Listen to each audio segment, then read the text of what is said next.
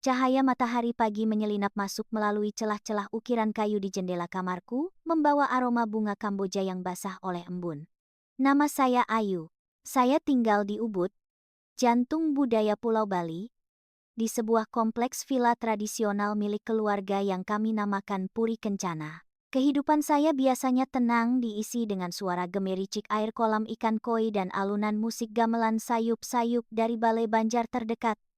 Namun, hari ini berbeda. Ketenangan pagi itu pecah oleh kesibukan luar biasa. Ayu, pastikan bunga di vas lobi depan diganti yang baru. Kru televisi sebentar lagi sampai. Teriak ibu dari arah dapur. Suaranya beradu dengan bunyi panci dan wajan. Ya, hari ini adalah hari besar. Sebuah acara reality show terkenal dari Jakarta, Liburan Surga, memilih villa kami sebagai lokasi syuting selama 1 minggu penuh. Kabarnya, mereka membawa bintang-bintang papan atas. Sebuah kehormatan besar sekaligus bencana bagi ketenangan jiwa saya. Sambil merapikan kebaya yang saya kenakan, saya mencuri waktu untuk duduk di tepi kolam renang sebentar. Tangan saya merogoh saku, mengeluarkan ponsel pintar yang layar pelindungnya sudah sedikit retak. Jantung saya berdesir hangat saat membuka aplikasi pesan instan berwarna hijau. Ada satu pesan belum terbaca dari kontak bernama KR. Hubungan kami aneh, jika boleh dibilang begitu. Kami berkenalan 3 tahun lalu lewat sebuah game online. Awalnya hanya teman satu tim yang sering berdebat soal strategi, lalu berlanjut ke obrolan suara voice call setiap malam. Suaranya, oh Tuhan, suaranya adalah candu. Berat, dalam, dan menenangkan. Dia sering menyanyikan lagu pengantar tidur untuk saya dengan petikan gitar yang lembut. Tapi, ada satu masalah besar. Saya membuka galeri foto terkunci di ponsel saya. Di sana tersimpan satu-satunya foto yang pernah dia kirimkan setahun yang lalu, setelah saya merengek berbulan-bulan ingin melihat wajahnya.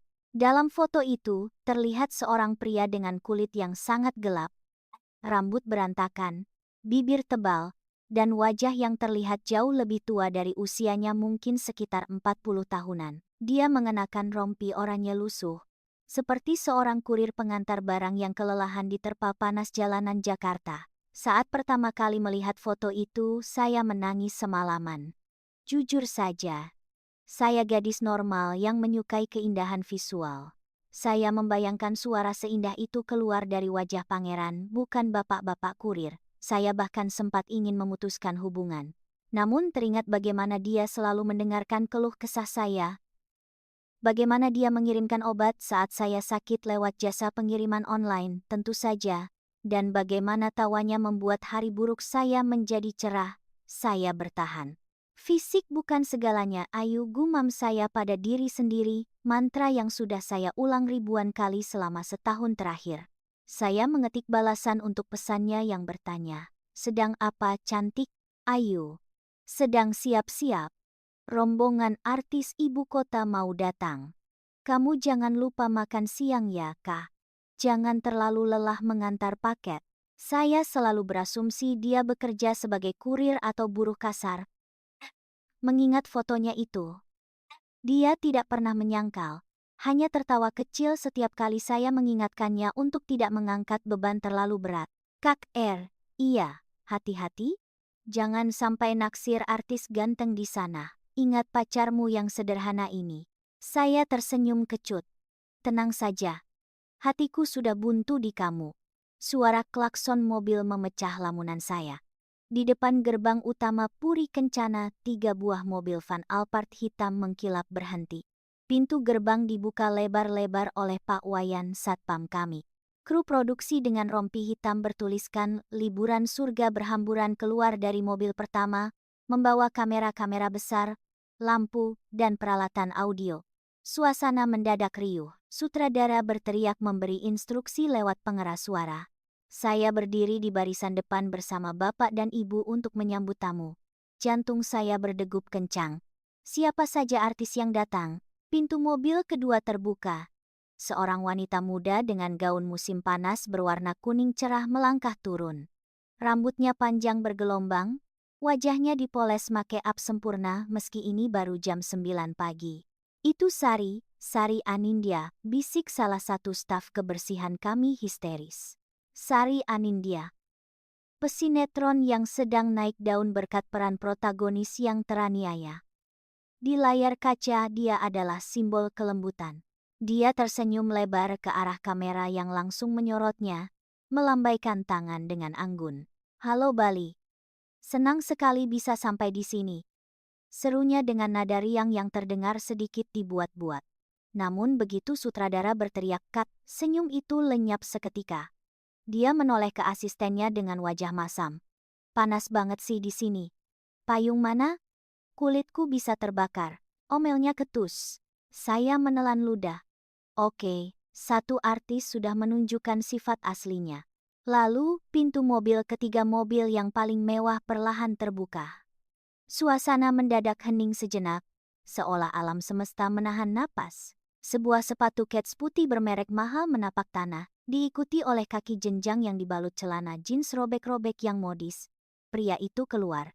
Dia mengenakan kaos putih polos yang dipadukan dengan kemeja flanel biru tua yang kancingnya dibuka, memperlihatkan dadanya yang bidang. Dia memakai kacamata hitam yang menutupi sebagian wajahnya, tapi itu tidak bisa menyembunyikan aura bintang yang memancar darinya. Rizky. Itu Rizky Pratama, penyanyi solo pria nomor 1 di Indonesia saat ini, King of Pop, generasi baru.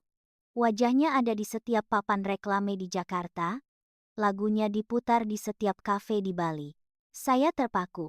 Di televisi dia sudah tampan, tapi melihatnya langsung dari jarak 5 meter adalah serangan jantung mendadak. Kulitnya tidak gelap seperti pacar saya, tapi kuning langsat bersih yang terawat. Rahangnya tegas, hidungnya mancung seperti perosotan anak TK, dan bibirnya, sudahlah. Dia melepas kacamata hitamnya, menyisir rambut hitamnya ke belakang dengan jari. Gerakan sederhana itu membuat beberapa staf wanita menahan napas. Ini tempatnya, tanyanya kepada sutradara. Suaranya rendah, sedikit serak, dan terdengar sangat dingin. Tidak ada senyum ramah seperti yang dia tunjukkan di video klip. Iya Rizky. Bagus kan? Alami banget, jawab sutradara antusias. Rizky hanya mengangguk singkat, tanpa ekspresi. Tatapannya menyapu area halaman, melewati kolam ikan, melewati patung Ganesha, dan akhirnya berhenti tepat di wajah saya. Waktu seakan berhenti. Mata elangnya yang tajam menatap saya lurus-lurus. Ada kilatan aneh di matanya. Keterkejutan, pengenalan, atau hanya sekadar tatapan merendahkan seorang bintang kepada rakyat jelata? Saya merasa kerdil. Saya hanya mengenakan kebaya sederhana dan kain batik, tanpa make up tebal. Refleks. Saya menundukkan kepala, tidak berani menatap matanya lebih lama. Rasa bersalah tiba-tiba menyelinap. Maafkan aku, Kak R. Maafkan mataku yang nakal ini. Aku berjanji. Rizky memang ganteng level dewa, tapi aku tidak akan goyah. Kamu mungkin jelek, hitam, dan tua, tapi kamu yang menemani malam-malam sepiku. Saya meremas ponsel di saku, mencari kekuatan dari bayangan foto bapak-bapak kurir itu untuk menangkis pesona sang mega bintang di hadapan saya. Kisah ini diterjemahkan oleh kanal Kisah Cinta Misteri. Mohon like dan subscribe kanal ini untuk mendukung kami. Terima kasih. Setelah sesi penyambutan yang penuh kepura-puraan di depan kamera, para artis dipersilakan masuk ke area lobi semi terbuka. Wantilan untuk istirahat sejenak sebelum syuting dimulai kembali. Tugas saya sebagai tuan rumah atau lebih tepatnya anak pemilik villa adalah memastikan kenyamanan mereka. Saya membawa nampan berisi gelas-gelas welcome drink berupa jus jeruk nipis dingin dengan daun mint. Sari sudah duduk di sofa rotan paling empuk, mengipasi dirinya dengan tangan. Rizky duduk di sofa tunggal di seberang, sibuk dengan ponselnya, terlihat tidak tertarik dengan obrolan basa-basi yang dilontarkan Sari. Bang Rizky, nanti kamarnya sebelahan yuk? Biar gampang kalau mau diskusi skrip, ujar Sari dengan nada manja yang membuat bulu kuduk saya merinding. Rizky tidak mendongak. Jempolnya menari cepat di atas layar ponsel. Kamar dipisah cowok-cewek, Sari. Jangan aneh-aneh, jawabnya datar. Sari cemberut, tapi segera mengubah ekspresinya menjadi manis saat melihat kamera behind the scene menyorot ke arah mereka. Saya mendekat dengan hati-hati. "Permisi, silakan diminum," ujar saya pelan, meletakkan gelas di meja. Sari melirik saya dengan tatapan menilai dari ujung rambut sampai ujung kaki. "Mbah, ini gulanya gula batu atau gula pasir? Saya diet, nggak bisa minum yang manis-manis sembarangan," tanyanya ketus. "Ini pakai madu murni Mbak." "Aman," jawab saya sopan. Sari hanya mendengus dan tidak menyentuh gelasnya. Saya beralih ke Rizky. Saat saya meletakkan gelas di dekatnya, dia tiba-tiba meletakkan ponselnya secara terbalik di meja dan menatap saya lagi. Jarak kami sangat dekat. Saya bisa mencium aroma parfumnya campuran kayu cendana dan laut, sangat maskulin. "Siapa namamu?" tanyanya tiba-tiba. Saya terlonjak sedikit. "Ayu, Pak. Nama saya Ayu." Dia memiringkan kepalanya sedikit, matanya menyipit seolah sedang membedah jiwa saya. "Ayu," gumamnya pelan, seolah sedang mengeja sebuah misteri. Lalu, sudut bibirnya terangkat sedikit, membentuk senyum miring yang sangat tipis, nyaris tak terlihat. Nama yang pasaran. Darah saya mendidih. Sombong sekali orang ini. "Maaf kalau nama saya pasaran, Pak. Tapi orang tua saya memberikan nama itu dengan doa yang baik," jawab saya berani, meski suara saya sedikit bergetar. Mata Rizky melebar sedikit, mungkin tidak menyangka saya akan menjawab. Tapi bukannya marah, dia malah terlihat terhibur. "Bagus. Saya suka orang yang berani," katanya singkat, lalu mengambil gelas jus dan meminumnya sekali teguk. Saya buru-buru undur diri ke belakang pilar, jantung saya berdegup tidak karuan antara marah dan gugup. Saya segera mengambil ponsel saya. "Saya butuh pelampiasan." "Ayu, Kak R, kamu benar, artis itu nyebelin banget, namanya Rizky. Dia ganteng sih, tapi mulutnya pedas." Dia bilang namaku pasaran. Saya mengirim pesan itu dengan emosi menggebu-gebu, lalu saya mengintip dari balik pilar. Di sofa, Rizky mengambil ponselnya lagi. Saya melihat dia membaca sesuatu, lalu wajahnya berubah. Dia menahan tawa. Dia menutup mulutnya dengan tangan, bahunya terguncang sedikit. Ponsel saya bergetar. "Kak R, oh ya, Rizky yang penyanyi itu, masa sih dia sejahat itu? Mungkin dia cuma ingin menggoda kamu." Saya mendengus membaca balasan itu. "Ayu, menggoda apanya? Dia itu arogan. Mentang-mentang ganteng. Ih, sumpah ya, kalau bukan tamu bapak, sudah aku kasih sambal di jusnya. Beda banget sama kamu yang lembut." Saya melihat ke arah Rizky lagi. Kali ini dia tidak tertawa. Dia menatap layar ponselnya dengan ekspresi yang sulit diartikan, campuran antara gemas dan frustrasi. Dia mengetik dengan cepat, dahinya berkerut. "KR, jadi menurutmu dia ganteng banget, lebih ganteng dari aku?" Pertanyaan jebakan. Saya menghela napas. Saya tidak boleh menyakiti hati KR.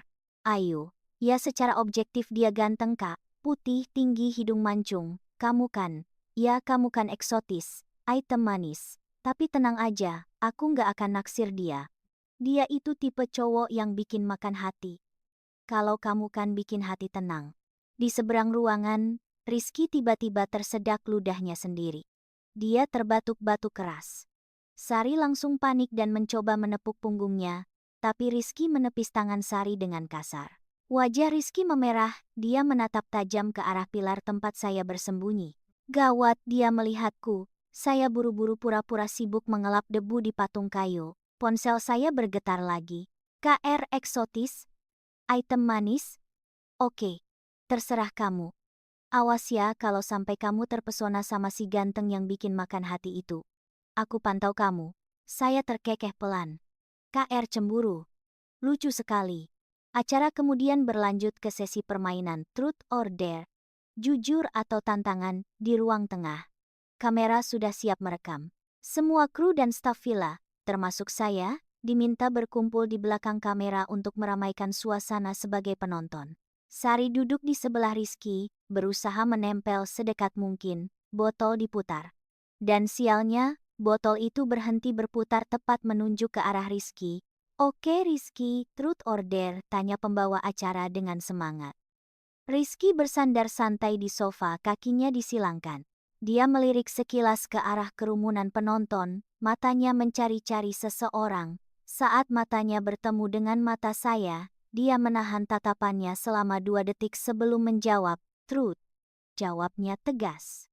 Sorak-sorai terdengar. Pembawa acara tersenyum licik. Pertanyaan dari netizen yang paling banyak ditanyakan. Rizky, apakah saat ini ada wanita yang sedang kamu sukai? Kalau ada, apakah dia dari kalangan selebriti? Suasana hening. Sari di sebelahnya tampak tersipu malu, membenarkan letak rambutnya seolah yakin jawaban itu adalah dirinya. Semua orang menahan napas menunggu jawaban sang mega bintang yang dikenal tertutup soal asmara ini. Rizky tersenyum misterius. Dia tidak melihat ke arah Sari, melainkan menatap lurus ke lensa kamera yang bagi saya, terasa seperti dia menatap menembus kerumunan. Langsung ke arah saya. Ada, jawabnya tenang. Jeritan histeris kru wanita dan Sari terdengar. Siapa? Artis, desak pembawa acara. Rizky menggeleng pelan. Bukan artis. Dia seseorang yang sudah saya kenal selama 3 tahun. Seseorang yang bilang saya ganteng tapi menyebalkan. Dek, jantung saya berhenti berdetak. 3 tahun? Bilang ganteng tapi menyebalkan? Itu kan kata-kata yang baru saja saya kirim ke KR. Saya menatap Rizky dengan horor. Dia masih menatap lurus ke depan, tapi sudut bibirnya terangkat membentuk senyum penuh kemenangan. Tidak mungkin, kan? Di saku saya ponsel bergetar lagi. Saya membukanya dengan tangan gemetar di bawah meja. KR. Dengar itu. Dia bilang dia suka sama cewek yang ngatain dia menyebalkan. Kamu harus hati-hati Ayu. Saya menghela napas lega. Ternyata hanya kebetulan. Kak R sedang menonton siaran langsungnya di aplikasi streaming, pikir saya. Tidak mungkin Rizky adalah KR. KR itu bapak-bapak kurir yang agak gemuk dan hitam. Rizky ini pangeran. Mustahil. Tapi kenapa tatapan Rizky terus-menerus kembali kepada saya? Dan kenapa setiap kali ponsel saya bergetar karena pesan KR, Rizky selalu baru saja meletakkan ponselnya? Sebuah perasaan aneh mulai menjalar di dada saya. Sebuah kecurigaan gila yang terlalu absurd untuk dipercaya. Liburan ini baru saja dimulai, dan saya merasa hidup saya akan segera jungkir balik. Kisah ini diterjemahkan oleh kanal Kisah Cinta, Misteri. Mohon like dan subscribe kanal ini untuk mendukung kami. Terima kasih. Matahari mulai terbenam di ufuk barat, melukis langit Bali dengan semburat warna ungu dan jingga yang memukau. Lampu-lampu gantung di area Taman Puri Kencana mulai dinyalakan, menciptakan suasana romantis nan hangat. Sesuai jadwal acara Liburan Surga, malam ini adalah waktunya pesta BBQ, barbecue di tepi kolam renang. Konsep acara malam ini adalah mandiri, di mana para artis harus memasak makanannya sendiri. Kru produksi sudah menyiapkan bahan-bahan mentah. Daging sapi wagyu, udang galah segar, jagung manis, dan tentu saja sate lilit khas Bali yang belum dibakar. Oke, semuanya kumpul. Kita bagi tugas. Seru pembawa acara. Para senior boleh duduk santai. Biar yang muda-muda yang bakar sate. Sari langsung mengangkat tangan dengan antusias. Dia telah berganti pakaian, kini mengenakan gaun malam yang agak terlalu mewah untuk acara bakar-bakaran. Aku yang bakar sate buat Bang Rizky. Aku jago banget masak loh, klaimnya dengan percaya diri ke arah kamera. Rizky hanya mengangkat bahu acuh tak acuh, lalu berjalan menuju panggangan arang yang sudah disiapkan. Saya, sebagai tuan rumah, bertugas membantu menyiapkan bumbu olesan. Sari mengambil posisi strategis di sebelah Rizky, mendesak saya agar menyingkir. Ayu, kamu bantu potong jeruk nipis saja di sana. Biar urusan panggangan aku yang pegang, perintahnya dengan nada bosi yang disamarkan dengan senyum manis. Saya menurut saja mundur beberapa langkah sambil mengamati. Dalam hati saya sedikit khawatir. Membakar sate lilit itu butuh teknik khusus agar tidak gosong di luar tapi mentah di dalam. Apalagi menggunakan arang batok kelapa yang panasnya tinggi. Sari dengan gaya sok tahunya meletakkan deretan sate ke atas panggangan. Api yang terkena tetesan minyak daging langsung menyambar besar. Aduh, apinya besar banget. Jerit Sari panik. Bukannya membalik sate, dia malah mengipas-ngipasnya dengan panik, membuat asap putih tebal membumbung tinggi. Uhuk! Uhuk! Sari terbatuk-batuk hebat. Asap itu langsung mengenai wajahnya yang full make up. Air! Air! Mataku perih. Dia melempar kipas anyaman bambu itu sembarangan dan berlari menjauh, meninggalkan sate-sate malang yang mulai menghitam. Kamera terus merekam kejadian memalukan itu. Rizky menggelengkan kepala, tampak tidak terkejut sama sekali.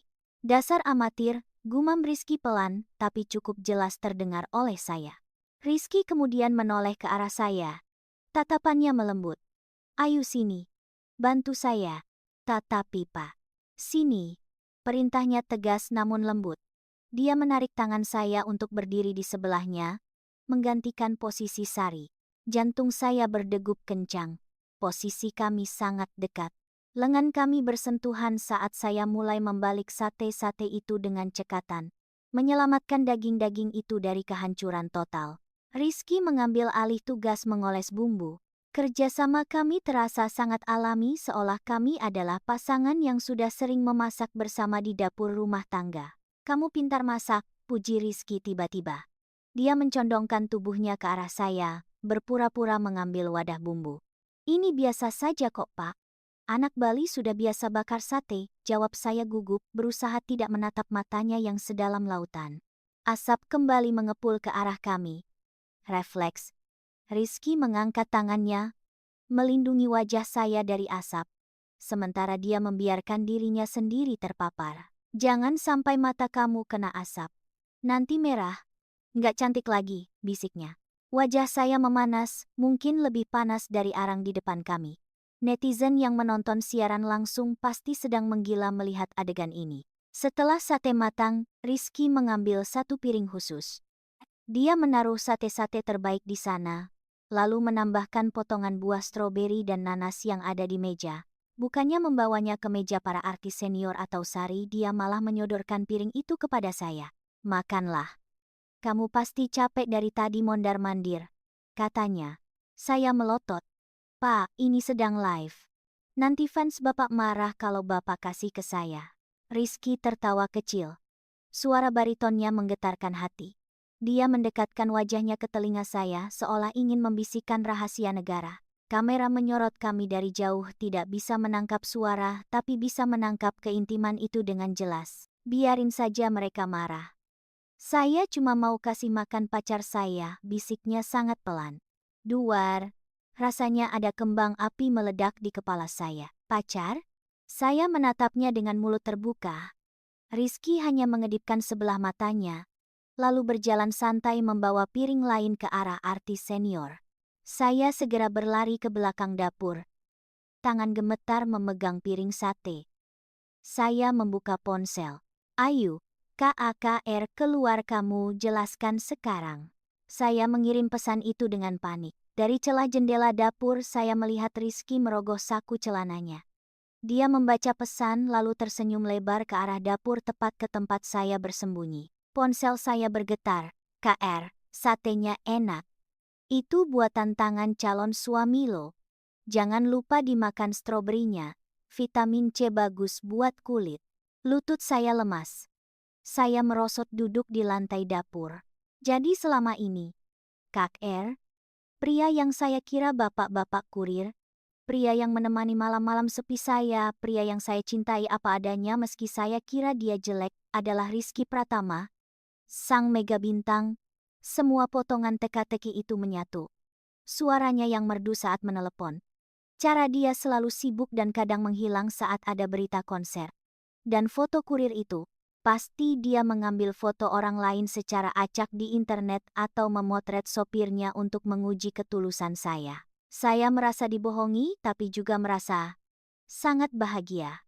Bahagia yang membuncah sampai rasanya ingin menangis. Sementara itu di luar, suasana semakin panas. Sari yang sudah memperbaiki dandanannya kembali mencoba mendekati Rizky.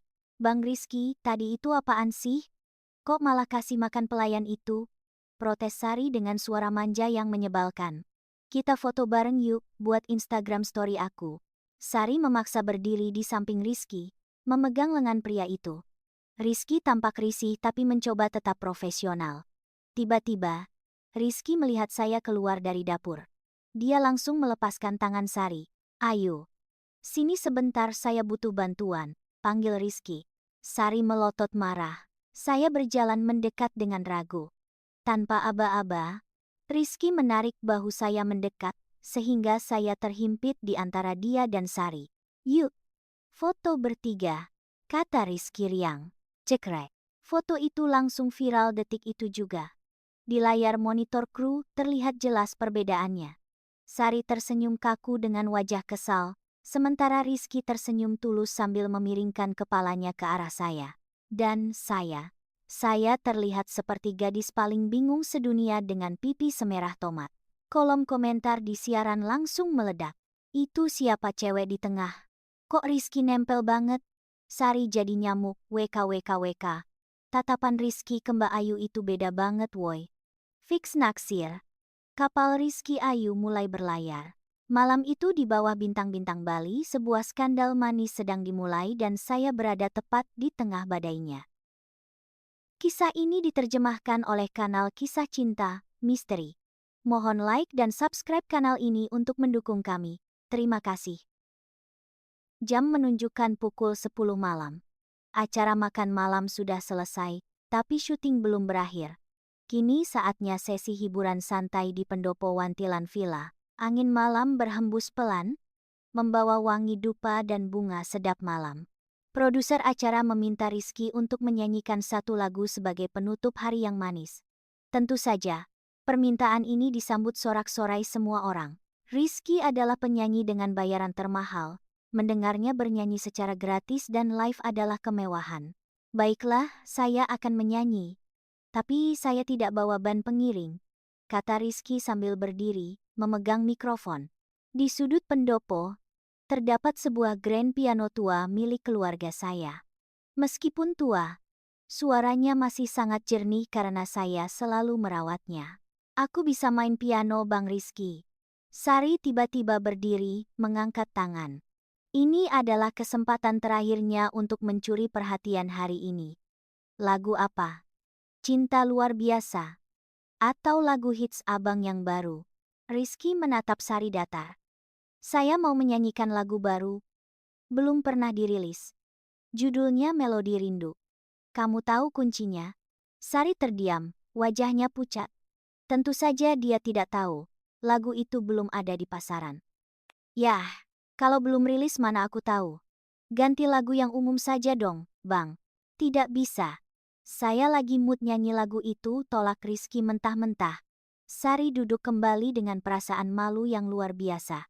Netizen pasti sedang menertawakannya habis-habisan. Rizky kemudian mengedarkan pandangannya ke seluruh ruangan, dan tatapannya berhenti pada saya yang sedang berdiri di dekat pilar, memegang nampan kosong.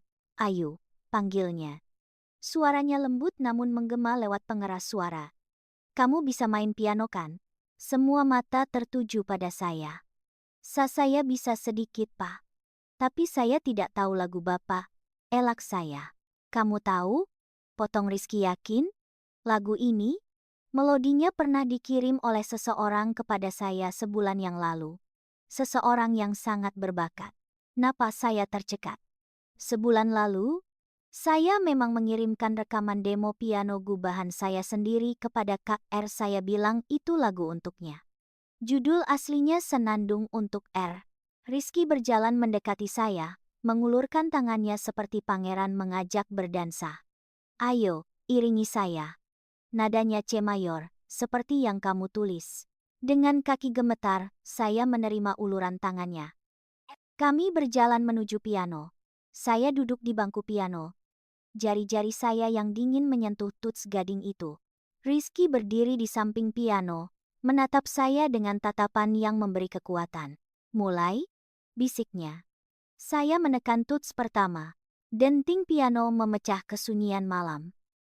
Melodi yang saya ciptakan di kamar tidur saya yang sederhana kini dimainkan untuk mengiringi penyanyi terbaik negeri ini. Saat Rizky mulai bernyanyi, air mata saya nyaris tumpah. Di antara ribuan wajah, hanya satu yang kucari. Meski jarak membentang, suara itu menuntun hati. Kau kira aku tak melihat, padahal kau selalu di sini. Melodi rinduku, kamulah sang bidadari. Liriknya. Dia mengubah lirik yang saya buat menjadi jawaban atas perasaan saya. Suaranya begitu penuh emosi, menghipnotis siapa saja yang mendengar. Tidak ada akting, tidak ada kepalsuan kamera. Ini adalah pernyataan cinta. Sepanjang lagu mata kami saling terkunci. Saya lupa ada kamera, lupa ada Sari yang menatap dengki, lupa ada kru TV, hanya ada saya Rizky dan musik kami. Ketika nada terakhir selesai, keheningan menyelimuti ruangan selama beberapa detik sebelum tepuk tangan gemuruh pecah. Rizky tidak membungkuk ke penonton. Dia malah menunduk ke arah saya, membisikkan kata, "Terima kasih sayang." Setelah syuting selesai untuk hari itu, saya tidak sanggup menghadapi keramaian. Saya butuh udara segar. Saya menyelinap keluar menuju halaman belakang villa, tempat sebuah ayunan tua tergantung di bawah pohon Kamboja besar. Tempat favorit saya. Saya duduk di ayunan menatap bulan purnama. Ponsel saya bergetar. Panggilan video masuk dari KR. Dengan tangan gemetar saya menekan tombol hijau. Layar ponsel menyala. Tapi gambarnya gelap. "Halo, Ayu." Suara KR terdengar dari speaker. Suara yang sama yang baru saja menyanyi di dalam sana. "Kamu jahat," bisik saya, air mata mulai menetes. "Kenapa kamu bohongi aku selama ini? Kenapa kamu kirim foto bapak-bapak kurir itu?" Terdengar tawa kecil dari telepon. "Itu Pak Asep, sopir pribadiku. Maaf ya, aku cuma takut. Aku takut kamu naksir aku cuma karena aku Rizky si artis, bukan karena aku yang suka main game sama kamu." "Sekarang kamu di mana?" tanya saya. "Berbaliklah." Saya menurunkan ponsel dan memutar tubuh. Di sana di bawah bayangan pohon Kamboja, Rizky berdiri. Dia sudah mengganti pakaian panggungnya dengan kaos santai. Dia tersenyum, senyum paling tulus yang pernah saya lihat. Dia berjalan mendekat, lalu berlutut di depan ayunan tempat saya duduk, mensejajarkan tingginya dengan saya. "Jadi," katanya pelan, tangannya meraih tangan saya yang dingin, "apakah kamu kecewa pacarmu bukan bapak-bapak kurir?" Saya tertawa di sela isak tangis, lalu memukul bahunya pelan. "Bodoh. Siapa yang kecewa dapat pacar ganteng? Tapi aku kesal. Aku sudah terlanjur sayang sama Pak Asep versi imajinasiku." Rizky tertawa lepas. Dia menghapus air mata di pipi saya dengan ibu jarinya. "Mulai sekarang, tidak ada lagi Pak Asep. Tidak ada lagi KR misterius. Cuma ada Rizky, Rizky milikmu." Malam itu, di bawah sinar bulan Bali, tidak ada kamera yang merekam. Hanya ada dua hati yang akhirnya bertemu fisik setelah 3 tahun berkelana di dunia maya.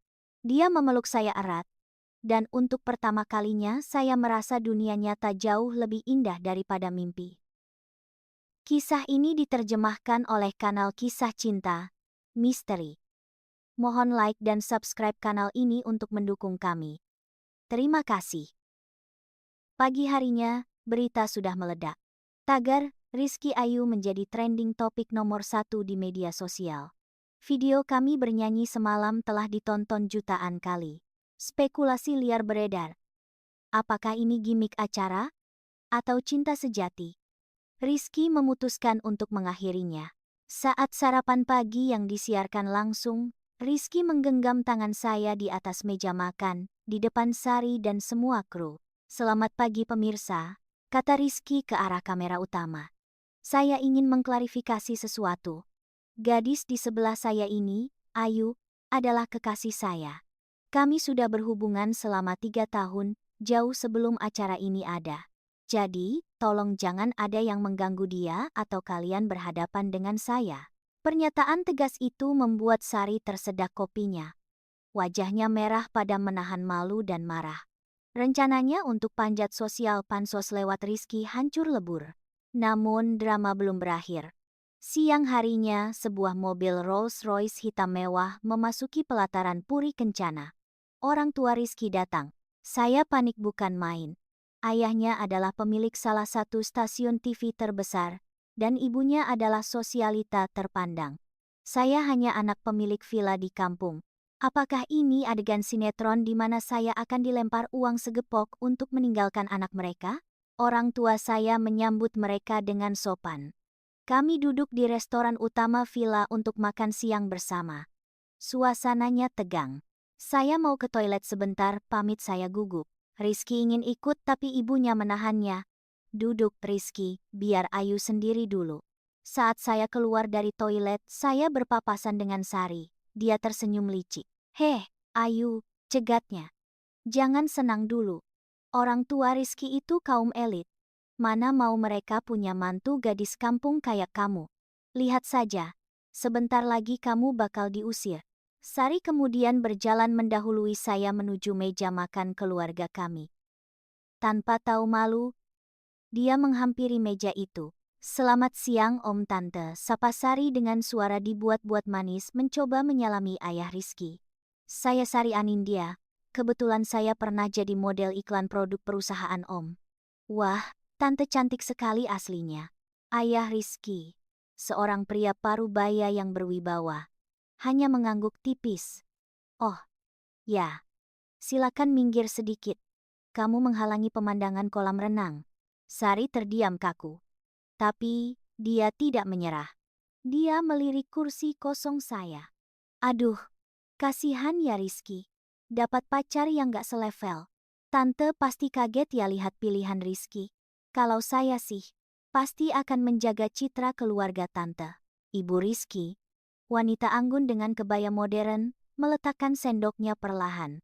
Dia menatap Sari dengan tatapan tajam yang membuat nyali siapapun ciut. Mbak Sari ya? Tanya Ibu Rizky tenang namun menusuk. Asal kamu tahu, kami sudah mengenal Ayu selama 3 tahun lewat video call. Ayu sering menemani saya mengobrol saat Rizky sibuk. Dia gadis yang sopan, tulus dan tidak pernah memanfaatkan nama anak saya. Tidak seperti seseorang yang baru kenal sehari tapi sudah berani menjelekkan orang lain. Skakmat. Wajah Sari berubah pucat pasi. Satu lagi, tambah ayah Rizky. Perusahaan kami punya kebijakan untuk tidak bekerja sama dengan artis yang attitude-nya buruk. Mulai besok, kontrak iklanmu kami batalkan. Sari gemetar. Dia tidak hanya kehilangan muka, tapi juga kehilangan pekerjaan. Dengan langkah gontai dan air mata tertahan, dia pergi meninggalkan meja makan itu, diiringi tatapan sinis para kru yang diam-diam merekam kejadian itu dari jauh walaupun off the record. Saya yang mendengar semuanya dari balik pilar merasa kaki saya lemas karena lega. Rizky melihat saya dan melambaikan tangan. Sayang, sini. Mama kangen, panggil Ibu Rizky hangat. Saya berjalan mendekat. Ibu Rizky langsung memeluk saya erat. Akhirnya ketemu juga calon mantu mama yang pintar main piano ini. Ayah dan ibu saya, yang dari tadi diam karena sungkan, akhirnya tersenyum lega. Ternyata keluarga Pak Rizky ramah sekali ya, ujar bapak saya polos. Panggil Mas saja Pak. Kita kan sebentar lagi jadi besan, canda ayah Rizky. Sore itu berakhir dengan indah. Setelah makan siang, Rizky mengajak saya berjalan-jalan ke pantai dekat villa untuk melihat matahari terbenam. Angin laut menerpa wajah kami. Rizky merangkul bahu saya sementara saya menyandarkan kepala di dadanya. Mereka ingin kita segera menikah, kata Rizky. Cepat banget? Aku belum siap, umurku masih muda, protes saya. Rizky tertawa.